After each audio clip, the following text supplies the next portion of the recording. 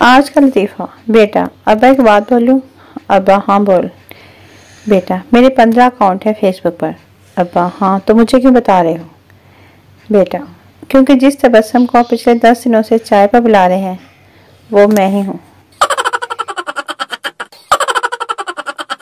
بیوی، تم سوتے ہوئے مجھے گالیاں دے رہے تھے۔ شوہر، تمہیں غلط فہمی ہوئی ہے۔ بیوی، کیا غلط فہمی؟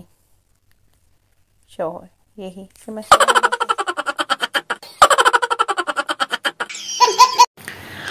آج نائی کے بھی آنکھوں میں آنسو آ گئے جب ایک مظلوم شوہر نے کہا، بال اتنے چھوٹے کاٹ دو کہ بیوی کے ہاتھ میں نہ آ سکے۔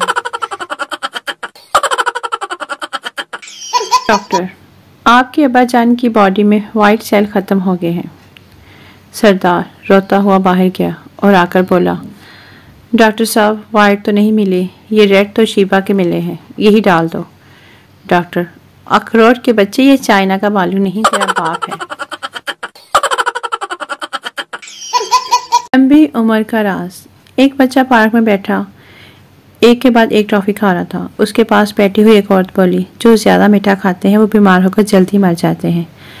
بچے نے جواب دیا، آپ کو معلوم ہے کہ میری دادی کی عمر 106 سال تھی۔ عورت نے کہا، وہ یقیناً میٹھا کم کھاتی ہوگی۔ جی نہیں، وہ اپنے کام سے کام رکھتی تھی۔ بچے نے ٹافی کھاتے ہوئے جواب دیا۔ سردار کے بھائی کے سر پر مچھر بیٹھا۔ سردار نے ڈنڈے سے مچھر کے ساتھ بھائی کو بھی مار ڈالا۔ باپ، یہ تم نے کیا کیا؟ سردار، جنگ میں یہ سب ہوتا ہے، ایک ان کا مرا اور ایک ہمارا۔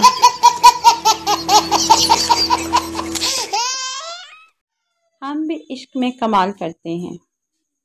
ہم بھی عشق میں کمال کرتے ہیں، آئی لو یو لکھ کر سینڈ ٹو آل کرتے ہیں۔ فراز، تمہارے جانے سے دل بہت روتا ہے۔